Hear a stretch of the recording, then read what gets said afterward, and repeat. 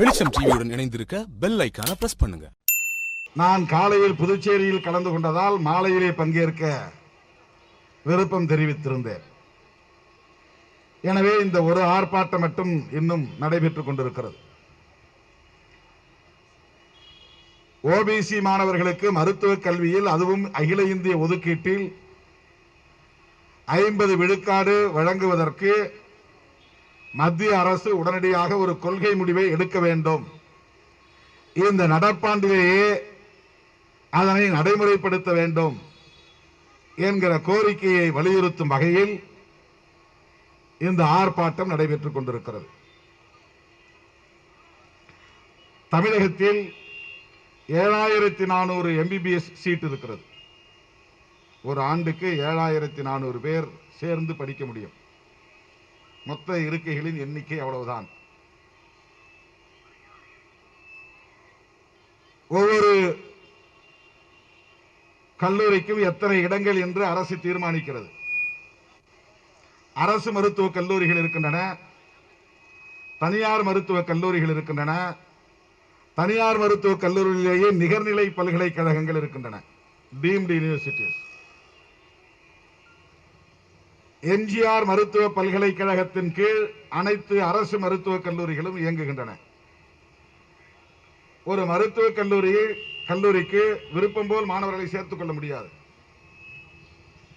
அவர்களிடத்திலே கட்டமைப்பு வசதிகள் இருந்தால் கூட மத்திய அரசாங்கம் இதற்கென்று இருக்கிற மெடிக்கல் கவுன்சில் ஆஃப் இந்தியா, அது ஆண்டுதோறும் ஒரு கல்லூரியில் எவ்வளவு மாணவர்களை சேர்த்துக் கொள்ள முடியும் என்பதை குறித்து அனுமதி வழங்கும். அதிகபட்சம் 100 இடங்கள். டீம்டு யூனிவர்சிட்டி என்றால் 200 இடங்கள். அவர்களின் கட்டமைப்பு வசதியை பெருக்கினால் இடங்களை உயர்த்தி தருவார்கள். என்ன கட்டமைப்பு வசதி? வகுப்பறைகள் இருக்க வேண்டும், ஆய்வு அகங்கள், அதாவது லெபரேட்டரிஸ் இருக்க வேண்டும், போதிய பேராசிரியர்கள் நியமிக்கப்பட வேண்டும், ஆபரேஷன் தியேட்டர்ஸ் இருக்க வேண்டும். கல்லூரியிலேயே மற்ற இதர வசதிகள் அனைத்தும் இருந்தால், அதை பார்த்தால், அதில் அரசு உடன்பட்டால் அவர்களுக்கு அனுமதி வழங்குவார்கள். இப்படி எல்லா மாநிலங்களிலும் உண்டா என்றால் எல்லா மாநிலங்களிலும் கிடையாது. தமிழ்நாட்டில் இருப்பதை போல மகாராஷ்டிராவிலே உண்டா, அல்லது உத்தரப்பிரதேசத்திலே உண்டா, அல்லது சின்ன சின்ன வடகிழக்கு மாகாணங்களில் உண்டா, அசாம், பூட்டான், சிக்கிம் இந்த மாதிரியான மாநிலங்களில் உண்டா? கிடையாது. இந்தியாவிலேயே அதிகமான கல்வி நிறுவனங்களை கொண்ட மாநிலம் என்கிற பட்டியலில் தமிழ்நாடு முதல் 3 இடத்திலே இடம்பெற்றிருக்கிறது. அந்த அளவுக்கு பொறியியல் கல்வி நிறுவனங்களும் அதிகம் உண்டு, மருத்துவ கல்வி நிறுவனங்களும் அதிகம் உண்டு. அரசு மருத்துவக் கல்லூரிகள், தனியார் மருத்துவக் கல்லூரிகள் மொத்தம் 49 கல்லூரிகள் இருக்கின்றன என்று நான் கருதுகிறேன். அந்த மருத்துவக் கல்லூரிகளுக்கு அரசு அனுமதித்திருக்கிற இடங்களின் எண்ணிக்கை 7400. இதில் 1998 என்று கருதுகிறேன். அந்த காலகட்டத்தில் உச்ச நீதிமன்றத்திலிருந்து ஒரு வழக்கிலிருந்து ஒரு டைரக்ஷன் கொடுக்கிறார்கள். என்ன டைரக்ஷன் என்றால், மருத்துவக் கல்லூரிகளே இல்லாத மாநிலங்கள், அந்த மாநிலங்களை சார்ந்த மாணவர்கள் மருத்துவம் படிக்க விரும்பினால் பிற மாநிலங்களில் போய் விண்ணப்பிக்க வேண்டும். அப்படி பிற மாநிலங்களில் விண்ணப்பிக்கிற போது பல கல்லூரிகளில் இடம் கிடைப்பதில்லை. அந்த உள்ளூர் மாணவர்களுக்கு அதிகம் கொடுக்கிறார்கள். ஆனால் இந்தியா ஒரே தேசம்.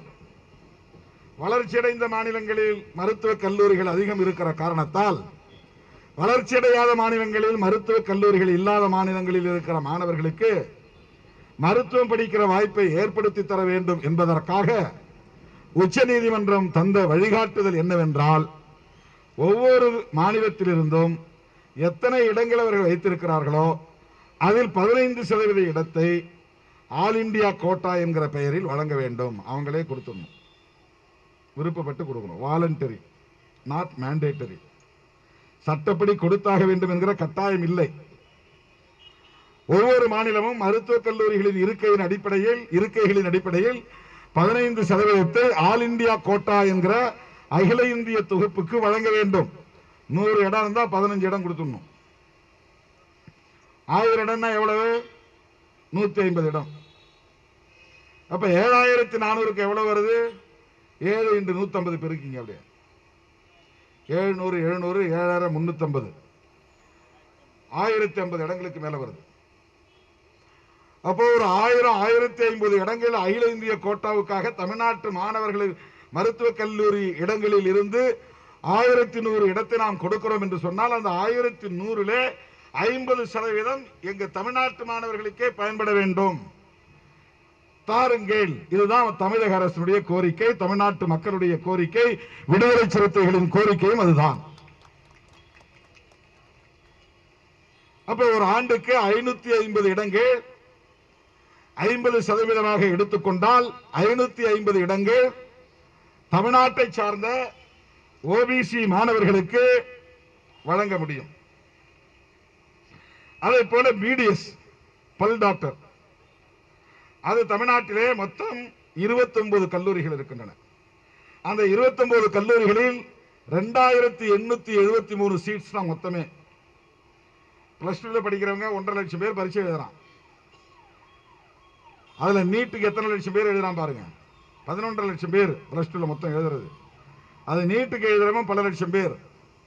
ஆனா இருக்கிற இடம் மொத்தமே எம்பிபிஎஸ் சீட்டு 7400 தான்.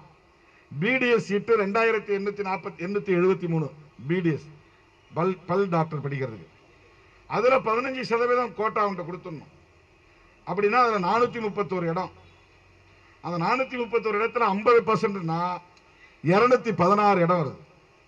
அப்ப இந்த ஆண்டு மோடி அரசாங்கம் 50% ஓபிசி மாணவர்களுக்கு அந்த ஆல் இந்தியா கோட்டாவில் சேர்த்துக் கொள்ளலாம் என்று ஒப்புதல் தந்திருந்தால், உச்ச நீதிமன்றம் தீர்ப்பு வழங்கி இருந்தால் 550 பேர் எம்பிபிஎஸ்க்கு எக்ஸ்ட்ரா போவான். யாரு? ஓபிசி. எஸ்சியை பத்தி நான் பேசல, எஸ்டியை பத்தி பேசல.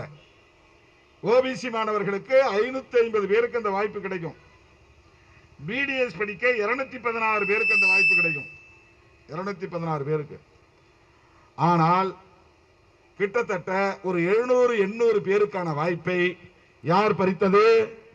இந்துக்களின் பாதுகாவலர்கள் என்று சொல்லிக் கொள்ளுகிற, பீற்றிக் கொள்ளுகிற சனாதன கும்பல் பறித்து விட்டது. தோழர்களே, ஒரு உண்மையை சொல்லுகிறேன்.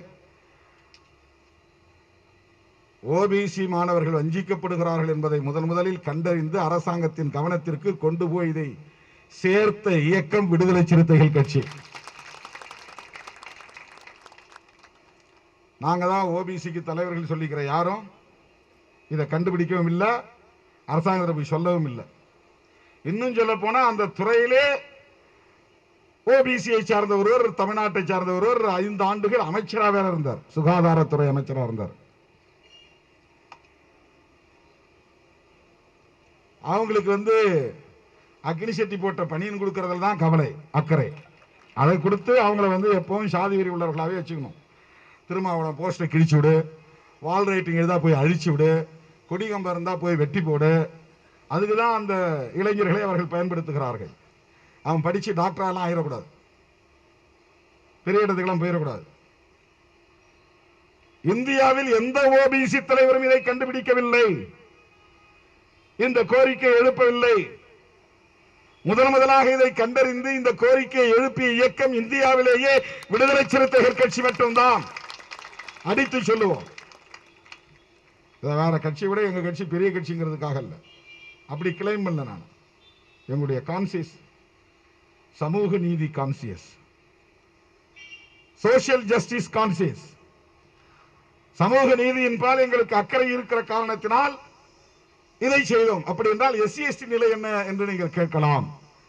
எஸ்சி எஸ்டிக்கு ஏற்கனவே அந்த அகில இந்திய ஒதுக்கீட்டில் இடஒதுக்கீடு நடைமுறையில் இருக்கிறது. எனவே அதை கேள்வி எழுப்ப வேண்டிய தேவையில்லை. எஸ்சி எஸ்டிக்கு ஷெட்யூல் காஸ்ட் ஷெட்யூல் டிரைப்ஸ் மாணவர்களுக்கு அகில இந்திய ஒதுக்கீட்டில் கடந்த சில ஆண்டுகளாக 4-5 ஆண்டுகளாக அது நடைமுறையில் இருக்கிறது. ஏற்கனவே அது வஞ்சிக்கப்பட்டது. அதன் பிறகு எஸ்சி எஸ்டிக்கு கொண்டு வந்துட்டாங்க. ஆல் இண்டியா கோட்டாவில் எஸ்சி எஸ்டிக்கு ரிசர்வேஷன் இருக்கு, ஓபிசிக்கு இல்லை. ஓபிசிக்கு இல்லாதனால போய் கேட்டோம். நாம என்ன கேட்டோம்னா, மண்டல் கமிஷன் பரிந்துரையின்படி 27% கொடுக்குறாங்க. எஸ்சி எஸ்டிக்கு 15% கொடுக்குறீங்க, எஸ்டிக்கு 7.5%. மண்டல் பரிந்துரைப்படி ஓபிசிக்கு 27%. ஓபிசினா இங்க இருக்கிற பிசி எம்பிசி ரெண்டும் சேர்ந்து தான் ஓபிசி. தமிழ்நாட்டில் தான் எம்பிசின்னு ஒன்று இருக்கு, வேற மாநிலத்தில் எம்பிசின்னு ஒன்று கிடையாது.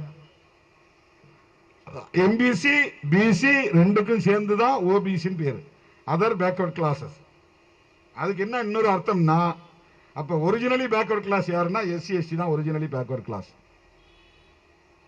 According to the constitution. இவங்க பேக்வர்ட் கிளாஸ் என்று இருப்பதால் தான் அவங்கள அதர் பேக்வர்ட் கிளாஸ் அப்படின்னு சொல்றாங்க. ஷெட்யூல்டு பேக்வர்ட் கிளாஸ் தான் இவங்களை சொல்லணும். பட்டியல்படுத்தப்பட்ட பிசி ஷெட்யூல்டு பேக்வர்ட் கிளாஸ் தான் சொல்லணும். அவங்கள ட்ரைபல் பேக்வர்ட் கிளாஸ் சொல்லணும், அதுதான் கரெக்ட். இவங்களை எஸ்சி எஸ்டி ஒதுக்கி தனி பேரோட விட்டாங்க. அப்ப அதர் பேக்வர்ட் கிளாஸ் என்றால் எம்பிசி பிசி ரெண்டும் சேர்ந்து. இப்ப இவங்களுக்கு இடஒதுக்கீடு இல்லை ஆல் இண்டியா கோட்டாவில். இதை நாம கேட்டோம், அது செய்தியாச்சு. தமிழ்நாட்டில் இருக்கிற எல்லா கட்சிகளும், திமுக உள்ளிட்ட எல்லா கட்சிகளும் இந்த கோரிக்கையை வைத்தன. அதே போல நாம் உச்சநீதிமன்றத்தில் வழக்கு தொடுத்தோம். திமுக உள்ளிட்ட நம்முடைய தோழமை கட்சிகளை சார்ந்தவர்களும் வழக்கு தொடுத்தார்கள். உச்சநீதிமன்றம் இந்த வழக்கை நாங்கள் நடத்த மாட்டோம் என்று சொல்லிவிட்டது. உயர்நீதிமன்றம் செல்லுங்கள் என்று வழிகாட்டியது. அப்படி உயர்நீதிமன்றத்திற்கு வந்த நிலையில் நாம் அந்த வழக்கை இங்கே நடத்த முடியவில்லை. திமுக தான் அந்த வழக்கை இங்கே நடத்தியது. திமுக தான் 50% கொடுக்கணுங்கிற கோரிக்கை வச்சது அந்த வழக்கில். அந்த வழக்கு விசாரிக்கப்பட்ட நிலையில் உயர்நீதிமன்றம் அளித்த தீர்ப்பு என்னவென்றால், இது சமூக நீதியின்பால் எழுப்பப்படுகிற ஒரு கோரிக்கை, நியாயமானதுதான், வழங்கலாம், வழங்க வேண்டும். 3 மாத கால அவகாசம் தருகிறோம். அந்த 3 மாத காலத்திற்குள்ளாக மத்திய அரசு இது தொடர்பாக ஒரு கொள்கை முடிவெடுத்து சட்டம் இயற்றி நடைமுறைப்படுத்த வேண்டும். உயர்நீதிமன்றம் அளித்த தீர்ப்பு. தமிழக அரசு 3 மாதம் வரையிலும் சும்மா இருந்தது. காலம் கடந்த பிறகு சுப்ரீம் கோர்ட் போனது. இந்த ஆண்டு இதை நடைமுறைப்படுத்துங்கள் 50%. அதுதான் இப்போ சுப்ரீம் கோர்ட்ல வழக்கு நடந்தது. அந்த வழக்குக்கான தீர்ப்பு தான் 4-5 நாளுக்கு முன்னால வந்தது. அந்த தீர்ப்பு என்ன சொல்லுதுன்னா, அரசு, அதாவது மோடி அரசு ஓபிசிக்கு இடஒதுக்கீடு கொடுப்பது தொடர்பாக எந்த கொள்கை முடிவையும் எடுக்கவில்லை. எனவே இந்த ஆண்டு ஓபிசி இடஒதுக்கீடு தர முடியாது. சரி, 50% வேண்டாம், 27% கொடு. 27% தர முடியாது. ஓபிசி தான் யாரு? இந்துக்கள். ஞாபகத்தில் வச்சுங்க, பெரும்பான்மை இந்துக்கள். அந்த மாணவர்களுக்கு இடஒதுக்கீடு தர முடியாது என்று சொன்னது யார்? இந்துக்களின் காவலர்கள் என்று சொல்லிக் கொள்ளக்கூடிய சனாதன கும்பல் தான், பாரதிய ஜனதா அரசுதான், மோடி தலைமையிலான அரசுதான். இவர்கள் இந்துக்களின் நலன்களை காக்கக்கூடியவர்களாக இருந்தால் அந்த 3 மாத காலத்தை கடந்தும் காலம் தாழ்த்தி இருப்பார்களா? அதுவும் உச்ச நீதிமன்றத்திலே போய் எங்களால் தர முடியாது என்று பிரமாண பத்திரத்தை தாக்கல் செய்வார்களா? அபிடவிட் தாக்கல் செய்தார்கள். மக்கள் மன்றத்திலே வேல் வேல் வெற்றி வேல் என்று கைவே வெற்றி வேலை கொடுக்கிறார்கள், சூடத்தை கொடுக்கிறார்கள். இந்து இந்து என்று மதவெறியை தூண்டுகிறார்கள். அவன் இந்துவை புண்படுத்தி விட்டான், இவன் இந்துவை புண்படுத்தி விட்டான், மருந்து போடுங்கள் என்கிறார்கள். நடிகர் சூர்யா காயப்படுத்தி விட்டார், சூர்யா மனைவி காயப்படுத்தி விட்டார், நடிகர் விஜய் சேதுபதி காயப்படுத்தி விட்டார், நெல்லை கண்ணன் காயப்படுத்தி விட்டார், இன்னைக்கு திருமாவளவன் காயப்படுத்தி விட்டார். வேலை தூக்குங்கள், சூளத்தை தூக்குங்கள். இப்படி அந்த மாணவர்கள் மத்தியிலே, இளைஞர்கள் மத்தியிலே வெறியை தூண்டக்கூடிய இவர்கள் ஏன் தமிழ்நாடு பாரதிய ஜனதா கட்சியின் சார்பிலே போய் தமிழ்நாட்டு மாணவர்களுக்காக, ஓபிசி மாணவர்களுக்காக மோடியிடம் மனு கொடுக்க வேண்டியதுதானே? ஒரு சட்டம் இயற்ற சொல்லி வற்புறுத்த வேண்டியதுதானே? இந்த 2 ஆண்டுகளில் பிஜேபி இங்கு என்ன சாதனை செய்திருக்கிறது? இந்த வன்முறைகளை தவிர ஏச் ராஜா போன்றவர்கள் எல்லாம் எவ்வளவு கேவலமாக நாராச நடையிலே சமூக வலைத்தளங்களில் எழுதுகிறார்கள். திராவிட முன்னேற்ற கழக தலைவர் தலைவர் ஸ்டாலின் அவர்களின் குடும்பத்தை பற்றி எவ்வளவு இழிவாக பதிவு செய்தார். அவர் மீது என்ன எடப்பாடி அரசு நடவடிக்கை எடுத்திருக்கிறது? வழக்கு பதிவு செய்திருக்கிறதா? ஊடகத்துறையிலே பணியாற்றக்கூடிய பெண்களை பற்றி நடிகர் எஸ்.வி. சேகர் எவ்வளவு கேவலமாக பேசினார். அவர் மீது இதுவரையில் எஃப்ஐஆர் போடப்பட்டிருக்கிறதா? நடவடிக்கை எடுக்கப்பட்டிருக்கிறதா? கைது செய்திருக்கிறதா தமிழ்நாடு காவல்துறை, சென்னை மாநகர காவல்துறை? தொடர்ந்து எவ்வளவு மோசமாக விமர்சித்துக் கொண்டிருக்கிறார்கள். திடீர் என்று போய் திருவள்ளுவர் சிலைக்கு காவி துணியை போர்த்துகிறார்கள்.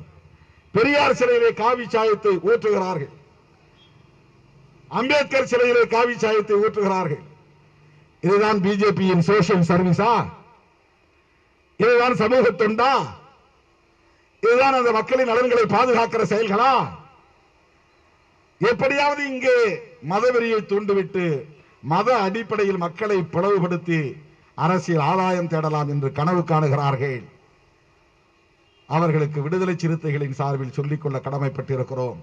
நீங்கள் என்ன உத்திகளை கையாண்டாலும், என்ன சூது சூழ்ச்சிகளை கையாண்டாலும், எவ்வளவு வன்முறை வெறியாட்டத்தை நீங்கள் தூண்டிவிட்டாலும் தமிழ்நாட்டில் உங்கள் கனவு பலிக்காது, உங்கள் ஜம்பம் பலிக்காது என்பதை தெரிவித்துக் கொள்ள கடமைப்பட்டிருக்கிறோம். ஆணவத்தோடு சொல்லவில்லை. ரியாலிட்டி அதுதான், கிரவுண்ட் ரியாலிட்டி அதுதான். வடமாநிலங்களிலே நீங்கள் பரப்பியதை போல வன்முறைகளை தூண்டிவிட்டு, மதவெறியை தூண்டிவிட்டு எங்குள்ள மக்களை மாய்மாலத்தில் வீழ்த்திவிடலாம் என்று கனவு காணாதீர்கள். தமிழ்நாட்டில் விவரம் அறிந்தவர்கள், சமூக நீதி உணர்வாளர்கள், இது பெரியார் மண் என்பதை மறந்து விடாதீர்கள். சமூக நீதிக்கான மண். ஏன் ஓபிசி ரிசர்வேஷன் சம்பந்தமாக இதுவரையில் ஒரு வார்த்தை கூட நீங்கள் பேசவில்லை?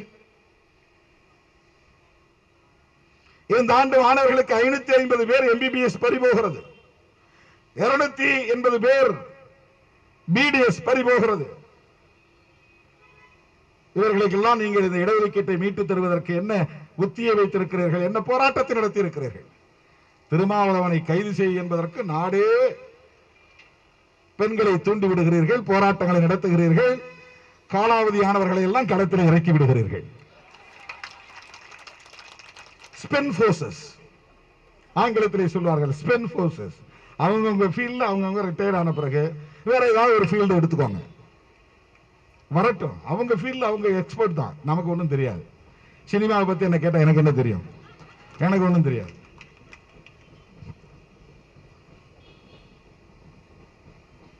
காலாவதியானவர்களின் கூடாரமாக தமிழ்நாடு ஜனதா உள்ளது. யாரெல்லாம் ரிட்டையர்ட் ஆகாலும் எல்லாத்தையும் கொண்டு வந்து சேர்க்கிறாங்க. Retired IPS, retired IAS, retired actor, retired actress. அது ஒரு ரிட்டையரிங் ரூம் மாதிரி இருக்கு. இப்போ காலாவதியானவர்களின் கூடாரம் தமிழ்நாடு பாரதிய ஜனதா கட்சி. அவர்களை வைத்துக் கொண்டு இங்கே வன்முறையை தூண்டிவிட்டு, மதவெறியை தூண்டிவிட்டு அரசியல் ஆதாயம் தேடலாம் என்று கணக்கு போடுகிறார்கள். சரி, அது உங்கள் விருப்பம், எதை வேண்டுமானாலும் செய்யுங்கள். சமூக நீதி தொடர்பாக உங்கள் நிலைப்பாடு என்ன சொல்லுங்கள். இடஒதுக்கீடு தொடர்பாக உங்கள் நிலைப்பாடு என்ன சொல்லுங்கள். குறிப்பாக இந்த மருத்துவ கல்வியிலே அகில இந்திய ஒதுக்கீட்டிலே ஓபிசி மாணவர்களுக்கான இடஒதுக்கீடு தொடர்பாக நீங்கள் என்ன நிலைப்பாட்டை எடுத்திருக்கிறீர்கள்? உச்ச நீதிமன்றத்திலே மோடி அரசு தரப்பிலே சொல்லப்பட்ட அந்த பிரமாண வாக்குமூலத்தில், பிரமாண பத்திரத்தில் சொல்லப்பட்ட கருத்துக்கு உங்களுக்கு உடன்பாடு உண்டா அல்லது மறுக்கிறீர்களா? சொல்லுங்க. சொல்ல முடியாது. ஏன்னா சமூக நீதி பத்தி அவங்களுக்கு தெரியாது. வேல்முருகனை பத்தி தெரியும், வெற்றி வேல் வீரவேல் என்று சொல்லுவார்கள்.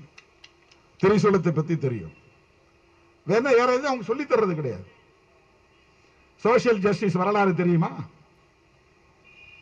தெரியாது. சோசியல் ஜஸ்டிஸ் என்கிற இந்த ஒரு கோட்பாடு இல்லை என்றால் நீயும் நானும் உண்டா? பெண்கள் படிக்க முடியுமா? ஒடுக்கப்பட்டவர்கள், பூர்வீக குடிகள், இந்த மண்ணின் மைந்தர்கள் தலை நிமிர முடியுமா? பல்கலைக்கழகங்களில் அடியெடுத்து வைத்திருக்க முடியுமா? நீதிமன்றத்தில் அடியெடுத்து வைத்திருக்க முடியுமா? காலம் காலமாக கல்வி மறுக்கப்பட்டு எவ்வளவு ஒடுக்குமுறைக்கு உள்ளாக்கப்பட்டிருந்த சமூகம் இன்றைக்கு தலைநிமிர்ந்து நிற்கிறது என்று சொன்னால் சோசியல் ஜஸ்டிஸ் என்கிற சமூக நீதிதான் அதற்கு அடிப்படை காரணம். வேற எந்த தர்மமும் காரணம் அல்ல. ஆகவே ஓபிசி ரிசர்வேஷன் பறிக்கப்படுகிறது. ஒரு வாரத்திற்கு முன்பு நாங்கள் ஒரு போராட்டம் நடத்தினோம். IBPS என்று ஒரு அமைப்பு இருக்கிறது. அது ப்ரொபேஷனரி ஆபீசர்ஸ் தொடர்பாக வங்கி அலுவலர்களை தேர்வு செய்யக்கூடிய ஒரு தேர்வு நடத்தும் நிறுவனம். அது ஒரு அறிவிப்பை செய்திருந்தது. State Bank of India, State Bank of Maharashtra, Canara Bank இந்த மாதிரியான வங்கிகளில் ப்ரொபேஷனரி ஆபீசர்ஸ் என்கிற வேலைக்கு ஆள் எடுப்பதற்கு 1417 இடம் காலியாக இருக்கிறது. இந்த 1417 இடத்தை எப்படி நிரப்ப போகிறோம் என்று ஒரு அறிக்கை செய்தார்கள். என்ன அறிக்கை செய்தார்கள் என்றால், எஸ்சி ரிசர்வேஷன் 15க்கு பதிலாக 13%, எஸ்டி ரிசர்வேஷன் 7.5க்கு பதிலாக 6%, அதுல 1.5% எடுத்துக்கிட்டான். இதுல 15ல 13 கொடுத்துட்டு 2% எடுக்கிறான். திருடுறான், அதுல இருந்து திருடுறான், எடுக்கிறான், பறிக்கிறான். ஓபிசி ரிசர்வேஷன்ல இருந்து 27ல இருந்து 6% எடுக்கிறான். அதுல 6, எஸ்சில 2 8, எஸ்டில 1 9, பொது கேட்டகரி ஜெனரல் கேட்டகரியில இருந்து ஒரு 0.5 ஒரு 0.5% எடுத்து 10% யாருக்கு கொடுக்கறான்னா, economically weaker sections from forward communities, முன்னேறிய சாதியில் பொருளாதாரத்தில் நலிவடைந்த பிரிவினருக்கு 10% இடஒதுக்கீட்டை தர ஓபிசி ரிசர்வேஷன்ல இருந்து 6% எடுக்கிறான். 6% எடுப்பதன் மூலம் 81 பேருடைய வாய்ப்பு பறிபோகிறது. ஓபிசி இருந்து 81 பேர் ப்ரொபேஷனரி ஆபீசர் ஆகக்கூடிய வாய்ப்பு பறிக்கப்படுகிறது. இதையும் முதலில் கண்டறிந்து இதற்காக போராட்டம் நடத்திய இயக்கம் விடுதலை சிறுத்தைகள் கட்சி. தோழர்களே, அகில இந்திய அளவில் இந்த இடஒதுக்கீட்டை பறித்ததை கண்டித்து வீதிக்கு வந்து மக்களை திரட்டி இப்படி அடிவயிறு வலிக்க கத்தி போராட்டம் நடத்திய இயக்கம் விடுதலை சிறுத்தைகள் கட்சி மட்டும்தான் இந்தியாவிலேயே. நான் அன்னைக்கு பாண்டிச்சேரியில் கலந்துக்கிட்டேன். இன்னைக்கு திருப்பி அவன் மறு நோட்டீஸ் அனுப்பிச்சிருக்கிறான். என்ன பண்ணிருக்கான்னா, உங்கள்ட்ட இருந்து பறிச்சது பூரா நான் எடுத்து திருப்பி கொடுத்துறேன் அப்படின்னு 115 இடத்தை மறுபடியும் கொடுத்துட்டான். இப்ப ஓபிசி மாணவர்களுக்கு 81 இடங்களை மீட்டு தந்த இயக்கம் எது? விடுதலை சிறுத்தைகள் கட்சி. எஸ்சி எஸ்டிக்கும் இடங்களை மீட்டு கொடுத்து எதில் அவன் எடுத்திருக்கிறான்னா, ஜெனரல் கேட்டகரியில இருந்து தான் எடுக்கிறான். 50% ஜெனரல் கேட்டகரி, அதை கை வைக்க கூடாது. 50 தூக்கி அப்படி வச்சிரு. மிச்சம் 50ல எஸ்சிக்கு 15, எஸ்டிக்கு 7.5, ஓபிசிக்கு 27.5. இது 50% கணக்கு. இது ஆல் இந்தியா இன்ஸ்டிடியூஷன்ஸ், பொதுத்துறை வங்கிகள், அகில இந்திய அரசாங்க கட்டுப்பாட்டில் இருக்கக்கூடிய துறைகள், இதுல வேலை வாய்ப்புக்கு இந்த சதவீதம் 15% தான் எஸ்சிக்கு சென்ட்ரல் கவர்மெண்ட். ஸ்டேட் கவர்மெண்ட்ல 18.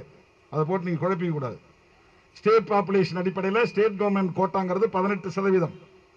ஆல் இந்தியா கோட்டாங்கிறது, ஆல் இந்தியா ரிசர்வேஷன்ங்கிறது எஸ்சிக்கு 15 தான். இங்க எஸ்டிக்கு 1%. அகில இந்திய அளவில் எஸ்டிக்கு ட்ரைபலுக்கு 7.5%.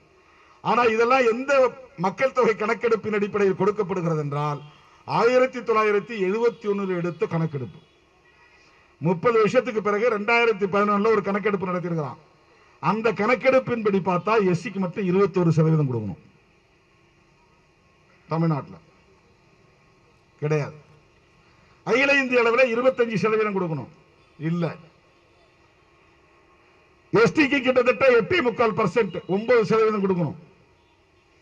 இவன் 1971 பாப்புலேஷன் அந்த சென்சஸ் அடிப்படையில் தான் இடஒதுக்கீட்டை இன்னைக்கு நடைமுறைப்படுத்திருக்கோம். இதுவே பெரிய ஹம்பக், இதுவே பெரிய ஏமாற்று வேலை, இதுவே பெரிய மோசடி.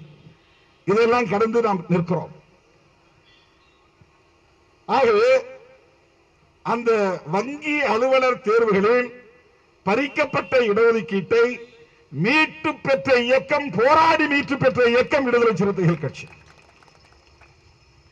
இன்னைக்கும் இந்த ஓபிசி மாணவர்களுக்கான இடஒதுக்கீட்டை அரசு உடனடியாக கொள்கை முடிவெடுக்க வேண்டும் என்று வலியுறுத்தி தமிழ்நாடு முழுவதும் போராட்டம் நடத்தி இருக்கிற இயக்கம் இந்தியாவிலேயே விடுதலை சிறுத்தைகள் கட்சி மட்டும்தான்.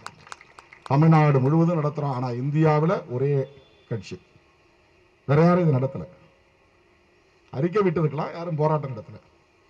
நாம் என்ன சொல்றோம்னா, இது மேண்டேட்டரி அல்ல. மேண்டேட்டரினா சட்டப்பூர்வமா தரக்கூடிய ஒன்று அல்ல. இது வாலண்டரி தான். விரும்பினால் கொடுக்கலாம், இல்லைன்னா கொடுக்க வேண்டியதில்லை. நான் மாண்புமிகு முதலமைச்சர் எடப்பாடி பழனிசாமி அவர்களை பார்த்து கேட்கிறேன், இந்த ஆண்டு நாங்க ஆல் இந்தியா கோட்டா தர முடியாது என்று சொல்லுங்கள், துணிச்சலாக சொல்லுங்கள். 15% இடஒதுக்கீட்டை ஆல் இந்தியா கோட்டாவுக்கு தரமாட்டோம், 100% நாங்கள் தமிழ்நாட்டிலேயே பயன்படுத்திக் கொள்வோம் என்று ஏன் முதலமைச்சர் எடப்பாடி பழனிசாமி அவர்கள் அறிவிக்க கூடாது? என்னுடைய பகிரங்கமான வேண்டுகோள். அவங்கிட்ட 15% கொடுத்துட்டு அப்புறம் நீங்க ஏன் தொங்கிட்டு நிக்கிறீங்க? This is not mandatory, only voluntary. Supreme Court direction. இதுக்கு ஒன்றும் பயப்பட வேண்டிய அவசியம் இல்லை. ஆனா எடப்பாடி செய்ய மாட்டார். ஏன்னா இவர் very obedient student for Modi. அவர் ரொம்ப கட்டுப்பாடா இருக்கக்கூடிய, எஜமானருக்கு கட்டுப்பட்டு செயல்படக்கூடியவராக இருக்கிறார். துணிச்சலா சொல்லலாமே, ஓபிசி மட்டுமல்ல, ஆல் இந்தியா கோட்டா இந்த இடஒதுக்கீடு 100% எங்களுக்கு தேவை, தர முடியாது. அதனால எஸ்சி பாதிக்கப்பட போறதில்லை. 7400 சீட்டும் தமிழ்நாட்டில் இருக்கக்கூடிய மாணவர்களுக்கு அகில இந்திய கோட்டாவுக்கு தர முடியாதுன்னு சொன்னா உங்களை என்ன 356 வச்சு ஆட்சியை கழுத்தர முடியுமா? இது வாலண்டரி தானே. ஆகவே மறுபடியும் நான் அழுத்தமாக சொல்லுகிறேன், உரத்து சொல்லுகிறேன், ஓங்கி சொல்லுகிறேன், மாண்புமிகு முதலமைச்சரின் செவிகளுக்கு கேட்க வேண்டும் என்று சொல்லுகிறேன். இந்த ஆண்டு நாங்கள் அகில இந்தியா கோட்டாவுக்கு மருத்துவ கல்விக்கான இடங்களை ஒதுக்க மாட்டோம், 100 விழுக்காடு தமிழ்நாட்டு மாணவர்களுக்கு வழங்குவோம் என்று அவர் அறிவிக்க வேண்டும். தோழர்களே, சமூக நீதி தொடர்பாக பேசுகிற எவராலும் மனுஸ்மிருதியை பற்றி பேசாமல் இருக்க முடியாது. நமக்கு என்ன பைத்தியமா பிடிச்சிருச்சு? 2000-3000 வருஷத்துக்கு முன்னால எழுதின நூலை பற்றி இன்னைக்கு பேசணும்னு நமக்கு என்ன தேவை இருக்கிறது? எல்லோரும் கேட்கிறார்கள், நீ கிறிஸ்தவத்தை பத்தி பேசுவியா, முஸ்லீமை பத்தி பேசுவியா? நான் என்ன கிறிஸ்டியனா என்ன? நான் முஸ்லீமா என்ன? எனக்கு என்ன தெரியும் முஸ்லீமை பத்தி, கிறிஸ்தவத்தை பத்தி? அதுல என்ன சட்டம் இருக்கு, என்ன கஸ்டம்ஸ் இருக்குன்னு எனக்கு எப்படி தெரியும்? அதை தெரிஞ்சுக்க வேண்டிய தேவை எனக்கு என்ன இருக்கு? இந்த சமூகம் என்னை ஒரு இந்து என்று சொல்லுகிறது. நான் வைத்திருக்கிற சான்றிதழ் எனக்கு இந்து என்று சான்றிதழ் அளிக்கப்பட்டிருக்கிறது. இதிலே ஒரு சோசியல் ஆர்டர் இருக்கிறது. அந்த ஆர்டர்ல எனக்கு இங்க வன்கொடுமைகள் இழைக்கப்படுகின்றன. ஆகவே இதை பற்றி பேச வேண்டிய தேவை வருகிறது. நான் என்ன ரிசர்ச் ஸ்காலர் ஸ்டூடெண்டா என்ன? PhD ரிசர்ச் பண்ணிட்டு இந்த மதம் என்ன சொல்லுது, அந்த மதம் என்ன சொல்லுது, இந்த மதம் என்ன சொல்லுது அப்படின்னு கம்பேரிட்டிவ் ஸ்டடி பண்றதுக்கு? அம்பேத்கர் ஒரு இந்துவா இருந்ததால் தான் அவர் மனுஸ்மிருதியை படித்தார். பெரியார் ஒரு இந்துவாக இருந்ததால் தான் அவர் மனுஸ்மிருதியை எரித்தார். மகாத்மா ஜோதிராவ் பூலே ஒரு இந்துவாக இருந்ததால் தான் அவர் மனுஸ்மிருதியை பற்றி விமர்சனம் செய்தார். எல்லோரும் அந்த காலத்தில் முன்னோர்கள் செய்த போராட்டங்கள் இவை. ஒன்றும் விடுதலை சிறுத்தைகள் புதிதாக பேசவில்லை. கொச்சைப்படுத்த வேண்டும் என்பதல்ல நம்முடைய நோக்கம். இந்தியாவிலேயே பெண்களுக்கு 50 விழுக்காடு இடஒதுக்கீடு வேண்டும் என்று கேட்கிற ஒரு இயக்கம் விடுதலை சிறுத்தைகள் கட்சி. We are for women empowerment. வலிந்து பெண்கள் அமைப்புகளை நாங்கள் தேடி அவர்களுடைய உரிமைகளுக்காக எங்கள் சாலிடாரிட்டியை நாங்கள் வெளிப்படுத்துகிறோம். பெண்களின் உரிமைகளுக்காக குரல் கொடுக்கிறோம். கல்வி, வேலைவாய்ப்பு போன்றவற்றில் பெண்களுக்கான முன்னுரிமை தேவை என்பதை தொடர்ந்து வலியுறுத்தி வருகிறோம். கட்சி அதிகார பதவிகளில் பெண்களுக்கான முன்னுரிமையை தருகிறோம். ஒட்டுமொத்தமாக பெண்களுக்கு எதிராக திருமாவளவன் பேசிவிட்டான் என்று சொல்லுகிறார்கள். இப்ப என்ன ரெலவன்சி என்று கேட்கிறார்கள். நான் திடீர்னு இப்படி ஒரு மேடையில் பேசல, ஒரு மாநாட்டில் பேசல, ஒரு இன்டர்வியூல சொல்லல, அது ஒரு செமினார். இப்ப அது வெப்சைட்ல நடக்கிறதுனால அதுக்கு வெபினார்னு பேரு. வெபினார் அது European Periyar Ambedkar studies circle ஒருங்கிணைத்த ஒரு நிகழ்ச்சி. செப்டம்பர் 17 பெரியாருடைய பிறந்த நாள். ஆனா அவங்க செப்டம்பர் 27 நடத்தினாங்க. 26, 27, 27, 28 2 நாள் நடந்தது. முதல் நாள் நிகழ்விலே ஐயா வீரமணி அவர்கள் கலந்து கொண்டு துவக்கி வைத்து பேசினார். பல தலைவர்கள் பேசினார்கள், ஸ்காலர்ஸ் பேசினாங்க. இரண்டாவது நாள் நிகழ்வுல காலையிலிருந்து யாரோ பேசினாங்க. திராவிட முன்னேற்ற கழகத்தினுடைய மக்களவை உறுப்பினர் கனிமொழி அவர்கள் கூட கலந்து கொண்டு பேசினார். நான் எதுலையுமே அதுல இணைய முடியல. எனக்கான நேரம் சொல்லுங்க, அப்ப மட்டும் நான் வரேன்ட்டு போனேன் உள்ள. அதுக்கு முன்னாடி பேசியதை நான் கேட்கவில்லை. எனக்கு பின்னாடி யார் பேசினார் என்பது எனக்கு தெரியாது. அவர்கள் இன்விடேஷன்ல என் பேர் எங்க போட்டிருக்காங்கன்னு தெரியாது. எனக்கு என்ன தலைப்புன்னு கூட நான் பார்க்கல. அந்த நேரம் போன் பண்ணி நான் என்ன தலைப்புல பேசணும்னு கேட்டேன். அப்ப அவர் சொன்னாரு, அண்ணன் பெரியார் அண்ட் இந்தியன் பாலிடிக்ஸ். அது வாஸ்ட் சப்ஜெக்டாக ஸ்பெசிபிக்கா என்ன பேசணும், பெரியார் அண்ட் சோசியல் ஜஸ்டிஸ் பேசுங்க, இல்ல பெரியார் அண்ட் ஃபெமினிசம் பேசுங்க, இதான் சொன்னாங்க. எனக்கு இந்த ப்ரிப்பரேஷன் பண்ற வழக்கம்லாம் கிடையாது. குறிப்பெடுத்து வச்சுட்டு பேசுற வழக்கம் எனக்கு கிடையாது. நான் பாட்டு எக்ஸ்டம்போரா பேசினேன். அப்ப ஒரு இன்டர்பிரேஷன், அவ்வளவுதான். அது ஒரு விளக்கம். அனுஸ்மிருதி சமஸ்கிருதத்தில் எழுதப்பட்டது, பல மொழிகளில் மொழியாக்கம் செய்யப்பட்டிருக்கிறது. தமிழிலும் இருக்கிறது, ஆங்கிலத்திலும் இருக்கிறது. புரட்சியாளர் அம்பேத்கர் அவர்களை பொறுத்தவரையில் இந்த ஒரிஜினல் சோர்ஸ் என்னன்னு தான் பார்ப்பாரு, ஒரிஜினல் ரிசோர்ஸ் என்னன்னு தான் பார்ப்பாரு. அதுக்காகவே அவர் சமஸ்கிருதம் படித்தார். சமஸ்கிருதம் படித்து சமஸ்கிருத நூல்களை கற்றவர். இதுதான் வேற எந்த தலைவருக்கும் இல்லாத சிறப்பு, புரட்சியாளர் அம்பேத்கருக்குள்ள சிறப்பு. அவர் டிரான்ஸ்லேஷனை படிச்சுட்டு அதோட அப்படி நின்ற ஆள் கிடையாது. அதனுடைய ஒரிஜினல் சோர்ஸ் என்னன்னு தேடிக்கிட்டே போவார். அப்ப அது இன்னொரு மொழியில இருக்கு, இன்னொரு மொழியில இருக்குன்னா அதை படிச்சாகணும். அதுக்காக சான்ஸ்கிரிட்டை கத்துக்கிட்டார். வடமொழி கத்துக்கிட்டவங்களுக்கு, இந்தி மராத்தி கத்துக்கிட்டவங்களுக்கு சான்ஸ்கிரிட் படிக்கிறது ஈஸி. ஏன்னா சான்ஸ்கிரிட்டுக்கு ஸ்கிரிப்ட் கிடையாது, எழுத்து கிடையாது. அதுக்கு தேவநாகரி ஸ்கிரிப்ட்னு ஒரு இந்தி எழுத்தை தான் அவங்க பயன்படுத்துறாங்க. அது கிட்டத்தட்ட அரபு மொழி தான். அரபுக்கான ஸ்கிரிப்ட் தான் உருது தான் அங்க இருக்கும். பெரும்பாலும் உருதுவும் அதுவும் கிட்டத்தட்ட ஒரே மாதிரி இருக்கும். தேவநாகரி ஸ்கிரிப்ட்னு அது சொல்றாங்க. அதனால அதை படிக்கிறது ஈஸி. மராத்தி படிச்சவங்க இந்தி படிப்பாங்க ஈஸியா, இந்தி படிக்கிறவங்க உருது ஈஸியா படிப்பாங்க. இதெல்லாம் கத்துக்கிட்டவங்க சான்ஸ்கிரிட்டையும் ஈஸியா படிக்க முடியும். புரட்சியாளர் அம்பேத்கர் அவர்களுக்கு சமஸ்கிருதம் படிப்பதிலே பெரிய சிக்கல் எழவில்லை. படித்தார், ஆத்திரப்பட்டார், வீதிக்கு வந்தார். 1927 டிசம்பர் 25 அதை தீயிட்டு கொளுத்தினார். ஏன் கொளுத்தினார்னு படிங்க. அம்பேத்கருக்கு ஜெயந்தி கொண்டாடுறீங்களா? அம்பேத்கர் இந்துக்களின் தலைவர் என்று சொல்லுகிறீர்கள் அல்லவா? அவர் கிறிஸ்தவத்தை தேர்வு செய்யல, அவர் இஸ்லாத்தை தேர்வு செய்யல. அதெல்லாம் விதேசி மதங்கள். பௌத்தங்கிறது சுதேசி மதம், இந்தியாவில் தோன்றிய மதம், இந்து மதத்தின் ஒரு கிளை. அதனால்தான் புரட்சியாளர் அம்பேத்கர் அவர்கள் பௌத்தத்தை தேர்ந்தெடுத்தார். அவர் எந்த இடத்திலும் இந்து மக்களை குறை சொல்லவில்லை. இது எவ்வளவு பெரிய அண்ட புழுகு, ஆகாச புழுகு. இந்தியாவிலே சனாதனத்தை எதிர்த்து தனது இறுதி மூச்சு வரையில் மூர்க்கமாக எதிர்த்த ஒரு போராளி உண்டு என்றால் அது புரட்சியாளர் அம்பேத்கர் அவர்கள்.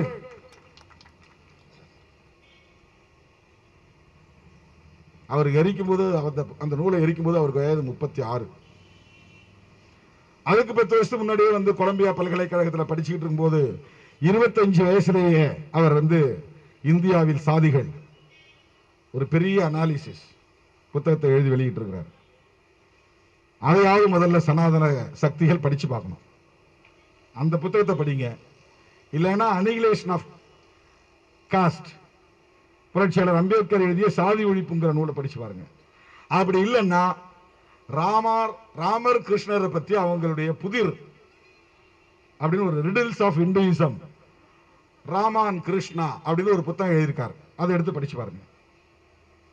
படிச்சுட்டு அப்புறம் வாங்க. ஏன்னா நான் வந்து அம்பேத்கரின் பிள்ளை, பெரியாரின் மாணவன், அவ்வளவுதான் என்னுடைய தகுதி. அம்பேத்கரின் பிள்ளை, பெரியாரின் மாணவன், பெரியாரின் பிள்ளை, அம்பேத்கரின் மாணவன். அவங்க பேசியதை நான் திருப்பி பேசுறேன்.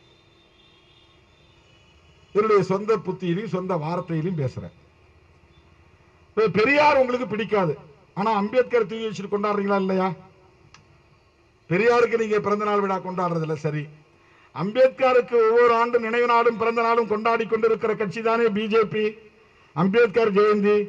அப்படி என்றால் அவர் 1927 டிசம்பர் 25ஆம் தேதி மனுஸ்மிருதியை ஏன் கொளுத்தினார், அதை மட்டும் படித்து விட்டு வந்து பேசுங்கள். இதை நான் வேற யாருக்கும் காலாவதியானவர்களுக்கு கேட்கவில்லை. ரொம்ப சீனியர் லீடர்ஸ் இன் பிஜேபி படிச்சுட்டு சொல்லுங்க. நீங்க அம்பேத்கரை கொண்டாடுறதுக்கு எந்த அருகதையும் இருக்காது. அவர் எழுதின புத்தகத்தை படிச்சா உங்களுடைய முதல் எதிரியே அம்பேத்கர் நீங்க டிக்ளேர் பண்ண வேண்டி வரும். அப்படின்னா நீங்க அம்பேத்கரையும் படிக்காம அவர் தூக்கி வச்சுட்டு கொண்டாடுறீங்க. அரசியல் ஆதாயத்திற்காக, அரசியல் ஆதாயத்திற்காக.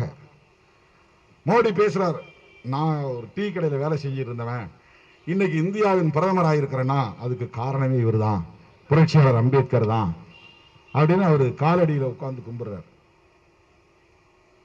விழுந்து கும்பிடுகிறார். அப்புறம் எனக்கு வந்து பகவத்கீதையோ அல்லது வேறு எந்த நூலும் எனக்கு வேதம் இல்லை, ஒரே நூல் தான் என்னுடைய வேதம், அது புரட்சியாளர் அம்பேத்கர் எழுதிய இந்தியன் கான்ஸ்டிடியூஷன் அப்படின்னு சொல்றார். இந்தியன் கான்ஸ்டிடியூஷன் உண்மையிலே அவர் மதிக்கப்படக்கூடிய நூலாக இருந்தால், அம்பேத்கரை அவர் மதிப்பவராக இருந்தால், சமூக நீதிக்கு ஒரு சட்டம் கொண்டு வாங்க, ஒரு சட்டத்தை ஏற்றுங்க.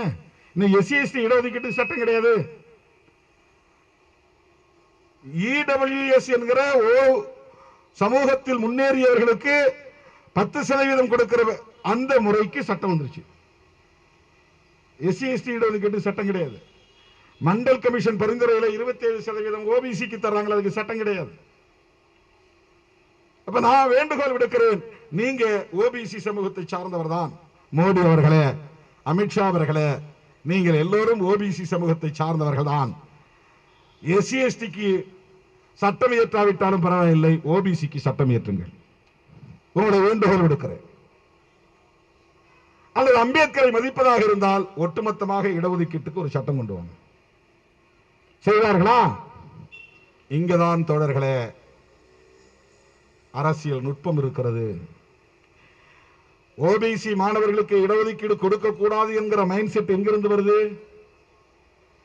அரசு பள்ளி மாணவர்களுக்கு 7.5% இடஒதுக்கீடு கொடுக்க போகிறோம் என்று எடப்பாடி பழனிசாமி அவர்கள், மாண்புமிகு முதலமைச்சர் அவர்கள் ஒரு சட்ட மசோதாவை நிறைவேற்றி ஆளுநர் ஒப்புதலுக்கு கொண்டு போய் கொடுத்து வைத்திருக்கிறார். உடனே ஒப்புதல் கையெழுத்து போட வேண்டியதானே?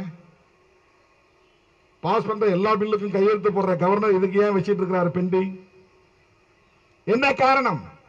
இதுல என்ன சிக்கல்? இது புதிய இடஒதுக்கீடு முறை இல்லையே. புதிதா ஒரு சாதிக்கு யாருக்கு இடஒதுக்கீடு கொடுக்கிறதா அறிவிக்கலையே.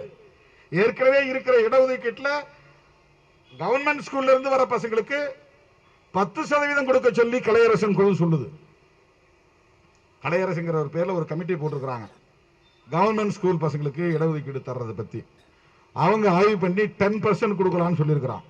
ஆனா நம்முடைய மாண்புமிகு முதலமைச்சர் அவர்கள் என்ன காரணத்தினாலும் 7.5% போட்டார். 7.5 அவருக்கு ரொம்ப பிடிக்கும் போட்டிருக்கு. என்ன காரணத்தினால 7.5 போட்டாருன்னு தெரியல. அது 7.5 கிடக்குது, இழுத்து கிடக்குது. 10% அவர் சொன்னார். இவர் 10% போட வேண்டியதானே கவர்மெண்ட் ஸ்கூலுக்கு? நாளைக்கு ஆர்டரை மாத்துங்க, ஒரு ஜியோ போட்டு நடைமுறைப்படுத்துங்க. கவர்னருடைய கையெழுத்து தேவையில்லை. ஏற்கனவே இதுக்கு பிரசிடென்ஸ் இருக்கிறது, முன்மாதிரிகள் இருக்கின்றன. 15 விழுக்காடு ரூரல் ஸ்டூடெண்ட்ஸுக்கு எஜுகேஷன்ல என்ஜினியரிங், மெடிக்கல். கலைஞர் முதலமைச்சராக இருந்தப்போ ஒரு அரசாணை போட்டு நடைமுறைப்படுத்தினார். ஜெயலலிதா அம்மா வந்து அதை 15 25 ஆக்கினாங்க. ஒருத்தன் கோர்ட்டு போயிட்டான், அர்பன்ல ஸ்கூல் நடத்துறவன், அதுல தடை விதிக்கப்பட்டது. அதுக்கப்புறம் ஜெயலலிதா அம்மா வந்து அப்பீலுக்கே போகல, அப்படியே போட்டாங்க கிடப்பில். ரூரல் ஸ்டூடெண்ட்ஸுக்கு இடஒதுக்கீடு தருவது தொடர்பாக அரசாணை பிறப்பிக்க மாநில அரசுக்கு அதிகாரம் இல்லை என்று நீதிமன்றம் தடை விதிக்கவில்லை. ரூரல் ஸ்டூடெண்ட்ஸ் எப்படி பாதிக்கப்படுறாங்கிறத நீ ப்ரூவ் பண்ணல, அதனால தடை விதிக்கிறேன்னு தடை விதிச்சிட்டான். இப்ப கவர்மெண்ட் ஆர்டர் போடுறதுக்கு அரசாங்கத்துக்கு அதிகாரம் இருக்கிறது. இப்ப நீங்க 7.5% தானே உங்களுக்கு பிடிச்சிருக்கு. 7.5% ஒரு ஜியோ பாஸ் பண்ணிட்டு நாளைக்கு அப்ளை பண்ணுங்க, அதை இம்ப்ளிமெண்ட் பண்ணுங்க, நடைமுறைப்படுத்துங்க. எல்லாம் நாடகம். ஏன் கவர்னர் கையெழுத்து போடல? கவர்னருடைய மைண்ட் செட்டு இடஒதுக்கீடுனாலே அலர்ஜி, சமூக நீதி என்றாலே மறுப்பு, மறுதளிப்பு கூடாது, இவர்களை எம்பவர் பண்ணக்கூடாது, தலித் எம்பவர் ஆகக்கூடாது, விமன் எம்பவர் ஆகக்கூடாது, ஓபிசி என்கிற சூத்ராஸ் எம்பவர் ஆகக்கூடாது. இதான் அவங்க மைண்ட் செட். இவங்களுக்கு எங்கிருந்து இந்த மைண்ட் செட் உருவானது? காலம் காலமாக இந்த மண்ணிலே போதிக்கப்பட்டு வருகிற மனுஸ்மிருதி தான், அதனுடைய போதனைகள் தான் காரணம். ஆகவேதான் நாம் சொல்லுகிறோம், இது பெண்களுக்கு எதிராக இருக்கிறது, தலித்துகளுக்கு எதிராக இருக்கிறது, பெரும்பான்மை இந்துக்களாக இருக்கிற ஓபிசி மக்களுக்கும் எதிராக இருக்கிறது. இப்படி இதை சொல்லிக் கொண்டிருக்கிற காரணத்தினால் நம் மீது அவதூறுகளை அள்ளி வீசுகிறார்கள். அவதூறுகளை பற்றி கவலைப்பட வேண்டாம் தோழர்களே. ஒரு கட்ட போராட்டம் இன்றைக்கு முடிந்தது. 3 கட்டம் அறிவித்தேன், முடிக்கிறேன். 31ஆம் தேதி நம் மீது பொய் புகார் கொடுத்தவர்கள் மீது வழக்கு பதிவு செய்ய சொல்லி இதே இடத்தில் சென்னையில் ஆர்ப்பாட்டம், வள்ளுவர் கோட்டத்தில் ஆர்ப்பாட்டம் நடைபெறுகிறது. தமிழ்நாடு பூரா நடக்கும் சொன்னா அதை கேன்சல் பண்ணிட்டேன். ஒரே இடத்தில் மட்டும்தான் ஆர்ப்பாட்டம்.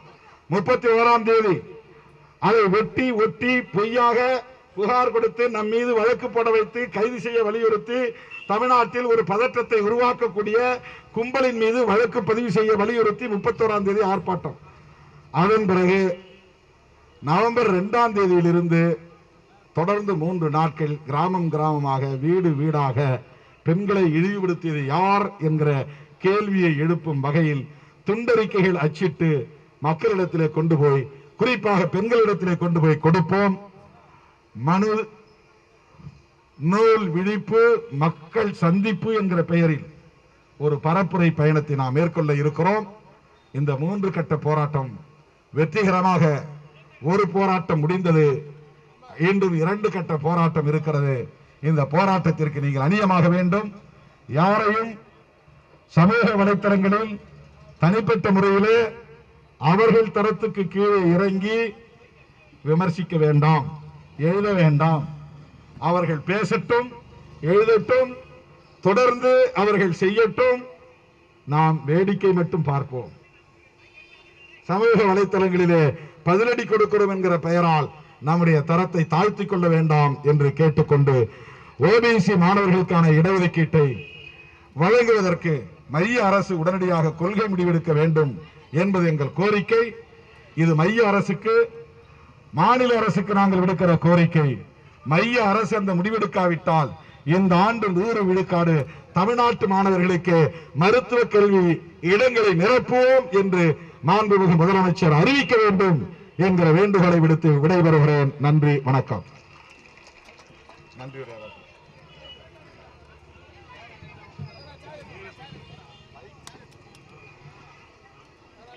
மக்கள் தலைவர் எழுச்சி தமிழ் அவர்களின் அறிவிப்பை ஏற்று 2 நாளில் இந்த ஆர்ப்பாட்டத்திற்கு களப்பணியாற்றிய தொகுதி செயலாளர்கள், வட்ட செயலாளர்கள், மாவட்ட அமைப்பாளர்கள், மாநில பொறுப்பாளர்கள், மகளிர் விடுதலை இயக்க பொறுப்பாளர்கள் அனைவருக்கும் எமது நெஞ்சார்ந்த நன்றி. இந்த ஆர்ப்பாட்டத்துக்கு அனுமதி வழங்கிய சென்னை மாநகர காவல்துறைக்கும் நெஞ்சார்ந்த நன்றியை தெரிவித்துக் கொள்கிறோம். நன்றி, வணக்கம்.